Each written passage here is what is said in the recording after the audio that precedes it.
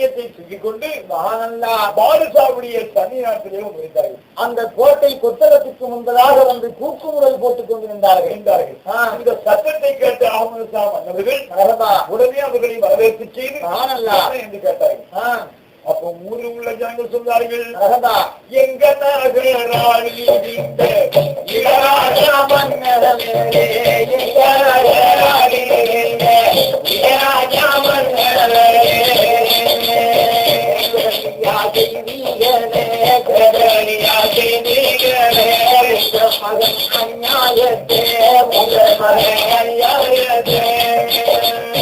அல்லாவுக்கு பொறுத்தானே குற்றங்களும் செய்திருக்கார்.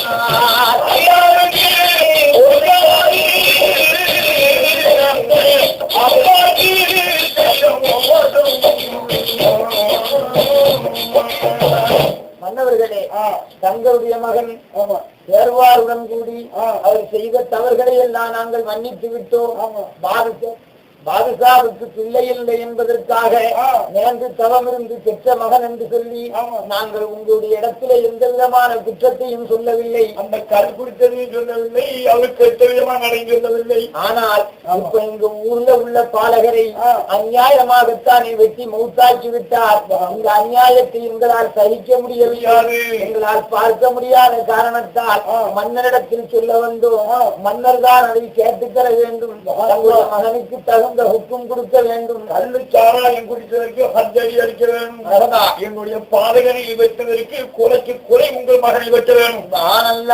ஊரவர்கள் சொன்னார்கள். அதை கேட்டவுடனே அகமது ஷா மன்னவர்கள் ஊரார்களை பார்த்து மறுத்தார்களா சட்டத்தை அவர்கள் மீறி தருவார்களா? பேசவில்லை. ஏனென்றால் அருமநாயகம் சுல்கனியும் சொல்லக்கூடிய மார்க்கத்துக்கு இழிவு வந்துவிடக் கூடாது என்பதற்காக அகமது ஷா அவர்கள் நாட்டு மக்களே, நீங்கள் தயவு செய்து எல்லோரும் தன் இல்லத்துக்கு செல்லுங்கள்.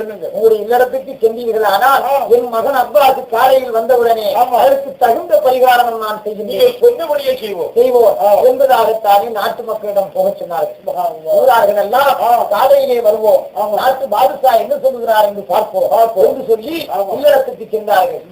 பாதுஷா அவர்கள் மரியம் தேவி அவர்கள் மனதிலே வேதனை அடைந்து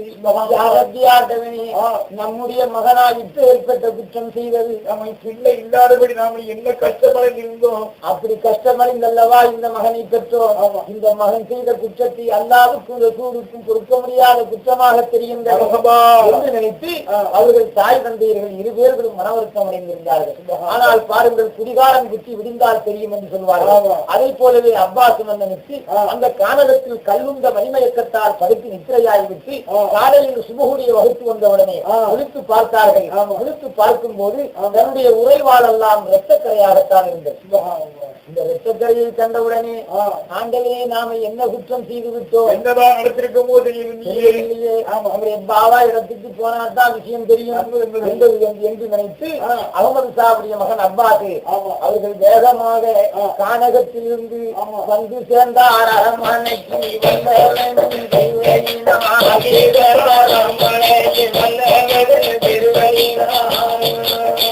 தன்னுடைய பாவாவுடன் வந்திடுவார், தன்னுடைய பாவாவுடன் சங்கையுள்ள மரியம்பி மகனே பார்த்தவுடன்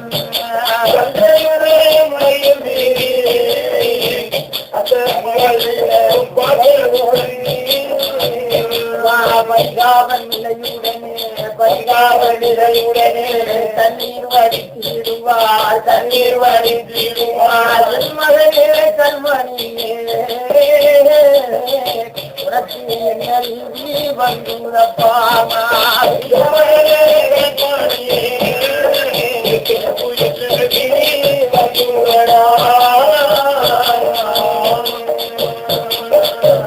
மகனே உன்னை நேர்ந்து தவமிருந்து பெற்று வளர்த்து உன்னை வாலிபமாக்கி அல்லாவுடைய இல்முகளை நாங்கள் கற்றுக் கொடுப்பதற்காக எவ்வளவு பாடுபட்டோம். இப்படி அறிவாளி என்று கேளெடுத்தானே குலகாரனாகிவிட்டியே அல்லா என்றுதான் நினைத்து தாயார் சங்கடமடையும் போது அப்போது மகன் சொல்கிறார், அம்மா நான் என்ன தவறு செய்தேன், நான் செய்த தவறு என்னவென்று கேட்டார்கள். மகனே, அநியாயமாக கண்கஞ்சாக்களை உண்டு மார்க்கத்துக்கு ஆகாத பொருள்களை நீங்கள் அறிந்து அநியாயமாக பாலகனுடைய தலையத்தான் அறுத்து விட்டீர்களே. எல்லாம் வந்து இந்த 5 நகரத்தோர்கள் எல்லாம் கூடி என்ன சொன்னார்கள் தெரியுமா? தங்களுடைய மகனுக்கு கல்கஞ்சா குடித்ததற்கு ஹத்தடி அடிக்க வேண்டும், இந்த பாலகனை கொலை செய்வதற்கு பதிலாக கொலை செய்ய வேண்டும் என்று ஹுக்கும் அளித்திருக்கின்றார்கள். அப்படி இல்லையாகி இந்த ஊரை விட்டே நாம ஓடிவிட வேண்டும் என்பதாகத்தான் தாயார் சொல்லவும் தகப்பனார் சொல்லவும் அகமது சாவுடைய மகன் அப்பாஸ் சொல்லுகிறார், என்னை ஈன்றெடுத்த மாதாவே, என்னை வளர்த்தெடுத்த தந்தையே, நான் செய்த தவறு அறிந்தும் அறியாமல் தெரிந்தும் தெரியாமல் செய்த குற்றத்தை அல்லாவுக்காக நீங்கள் மனம் பொருங்கள், ரசூலுக்காக நீங்கள் மனம் பொருங்கள். உங்களுக்கு மகன் வேண்டுமானால் என்னோடு வாருங்கள். மகன் பேரில் பிரியம் இல்லை, இந்த சொத்து சுகம் சிம்மாதனம் பெரிதென்று எண்ணினால் என்னை நீங்கள் ஹத்தடி அடித்து ஹத்தராக்கி விடுங்கள் என்று மகன் சொன்னார். ஆனால் பெற்ற மகனை கொள்வதற்கு யாருக்கும் மனம் வருமா? ஒரு காலமும் மனம் வராது. மனம் விட்டு பிள்ளை மனம் கல் என்று சொல்வார்கள்.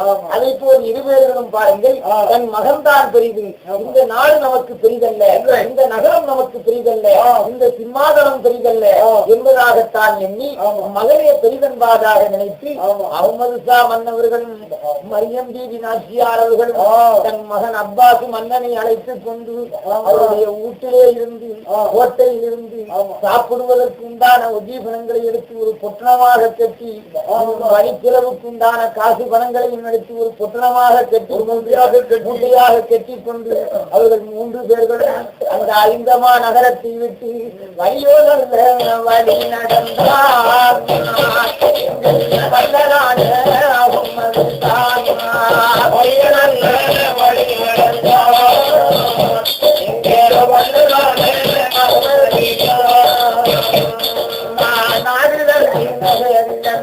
நல்ல சிம்மாசனம்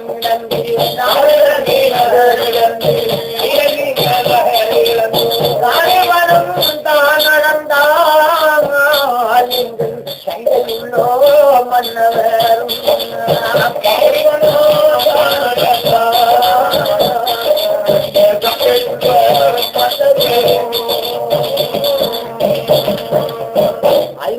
நகரத்தை விட்டு கடந்து அப்பால் சில தூரத்தில் போகும்போது அகமது ஷா மன்னவர்களும் மரியம் பீவி அவர்களும் அப்பாஸ் மன்னனும் களைப்பாகவே போய்க் கொண்டிருக்கும் போது இவர்கள் நாடு விட்டு வருகிறார்கள் என்று காசு பணத்தோடு வருகிறார்கள் என்று அந்த காட்டிலே மறைந்திருக்கக்கூடிய 10 கள்ளர்கள் வேடர்கள் மறைவாகத்தான் இருந்து யாரங்க போவது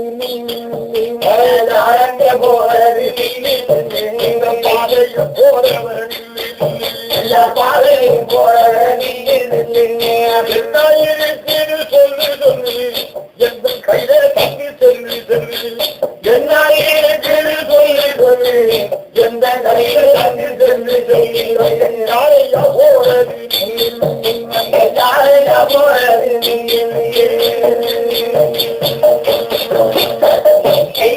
கல்லர்கள் வேடர்கள் வந்து வரைந்தார்கள்.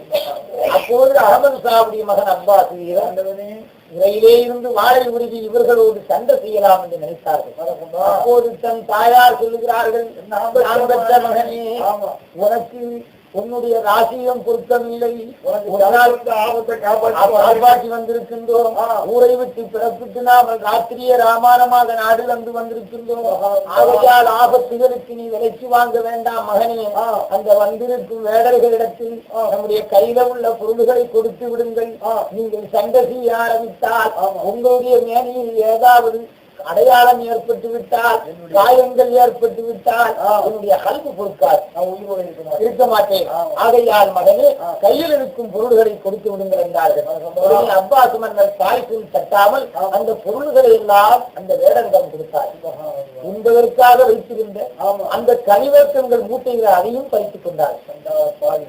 ஒன்றுமில்லாத முறையில் அந்த துரோகிகள் பறித்துக் கொண்டு அகமது ஷா மன்னவர்களும் அப்பாஸ் என்று சொல்லக்கூடிய வீரரும் இன்னும் மரியம் தேவி அவர்களும் களைப்போடு அந்த வார்த்தை வைத்து மெதுவாக நடந்து போகக்கூடிய நேரத்தில் தகப்பனார் அகமது சாவுக்கு நடக்க முடியவில்லை, தாயார் மரியம் தேவி அவர்களுக்கும் நடக்க முடியவில்லை. களைப்பு ஏற்பட்டவுடனே அவர்கள் தலக்கரக்கமாகி மயக்கம் போட்டு விடுகின்றார்கள். மன்னர் அப்பாஸ் பார்த்தார், யாரபி ஆனாயனே, நாம் செய்த குற்றத்தால் அல்லவா நம்முடைய தாய் தந்தையர்களுக்கு இந்த கெதியாகிவிட்டது.